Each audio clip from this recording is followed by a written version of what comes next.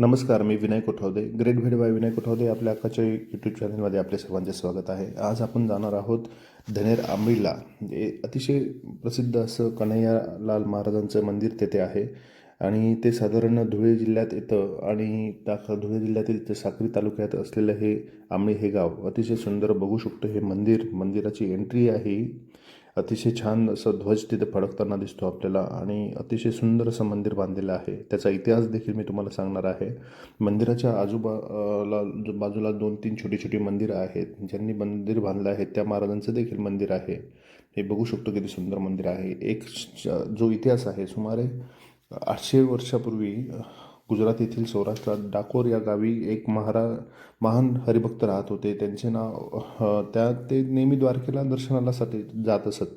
परंतु संपूर्ण आयुष्यात त्यांनी पौर्णिमा द्वारकाची जी यात्रा होती ती कधीच चुकवली नाही. मग त्यामुळे पुढे वयोमानानुसार त्यांना डाकोर येथून द्वारका येथे दर्शनासाठी जाणे अशक्य होत होते. तेव्हा भगवंतांनी त्यांना दृष्टांत दिला की मीच तुला इथे तुझ्या गावी येतो. आणि भगवंताची जी मूर्ती आहे ती डाकोर येथे रात्रीतून प्रकट झाली. त्यानंतर अनेक वर्ष उतरल्यानंतर मुल्हेर येथील त्यावेळचे राजे तांबेदास महाराज हे होते. त्यांना एक दिवशी भगवंतांनी स्वप्नात येऊन सांगितले की गुजरात येथील सौराष्ट्र येथे डाकोर येथे या ठिकाणी मी तुला मूर्ती रूपात दर्शन देईल. तेव्हा राजाला खूप आनंद झाला आणि मग ते सर्व त्यांच्या साथीदारांनी घेऊन डाकोर येथे जाण्यासाठी निघाले. परंतु जेव्हा तो डोंगर दऱ्या असल्यामुळे ते दरमजल करत आंबळी या गावापर्यंत आले. ते तिथे काही काळ विश्रांतीसाठी थांबले. जेव्हा त्यांनी ती मूर्ती ते घेऊन डाकोरीतून परतत होते मुल्हेरला, मूर्ती असलेली पालखी त्यांनी झाडाला टांगली जेणेकरून तिचा जमिनीला स्पर्श होऊ नये. आणि देवाने सांगितले होते की जमिनीला स्पर्श होता कामा नये जेव्हा तुम्ही माझी मूर्ती घेऊन जाल तेव्हा.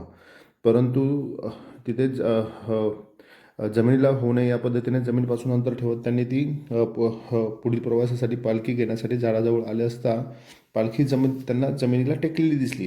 तेव्हा परंतु जेव्हा त्यांनी प्रयत्न केले ती पालखी उचलण्याचा, ती काही उचलली जात नव्हती.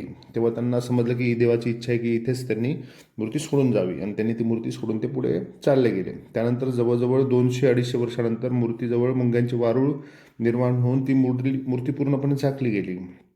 आणि तेव्हा त्या काळी खूप दुष्काळ पडला होता त्या काळी. त्यानंतर तिथे त्यावेळी पावबा नावाचे एक हरिभक्त आपल्या भागात दुष्काळ पडल्यामुळे आपल्या जनावरांना घेऊन डांग येथे जात असताना त्यांना वाटेत आंबली या गावी थोडंसं पाणी दिसले. त्यामुळे तिथे थांबले आणि त्यानंतर त्यांनी पाहिलं की इथे त्यांना पुन्हा एक दृष्टांत आला की इथे एक मूर्ती आहे आणि त्या मूर्तीची आपण इथे स्थापना केली पाहिजे. परंतु त्यांच्याकडे तेवढे पैसे नसल्यामुळे त्यांनी आता कसं करावं. पुन्हा दृष्टांत झाला की एक ते जवळच डोंगर आहे, तेथून देवाने दृष्टांत दिला की तुम्हाला मंदिरासाठी आवश्यक असलेली जी काही धनमाया आहे ती तिथून मिळेल. आणि त्यांनी तिथे गेले, त्यांना पैसे मिळाले, तिथे मोहरा सापडल्या आणि त्यांनी हे जी आहे मूर्ती ती पुन्हा इथे छान असं सुंदर असं मंदिर बांधलं. असा हा स्वप्नातून साकारलेला देवस्थान श्री कन्हैया महाराज मंदिर अतिशय सुंदर आहे, बघू शकतो. हा त्याचा छोटासा इतिहास. इथे दर एकादशीला पिंपळनेर गावातील भाविक जे आहेत ते पहाटे सकाळी 6:30च्या दरम्यान मंदिरात जातात आणि अभिषेक केला जातो आणि सुंदर असं तिथे देव अर्चा, पूजा अर्चा, अभिषेक करून केले जाते. अतिशय प्रसन्न असं वातावरण असतं सर्वीकडे. आणि ते पूर्ण अर्चा आरती झाल्यानंतर प्रसादाचे वाटप होते.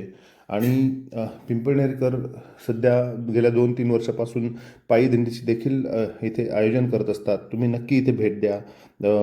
तुम्हाला धुळे जिल्ह्यातील साक्री येथे यायचे आहे आणि आंबळी गावात इथे जायचे आहे.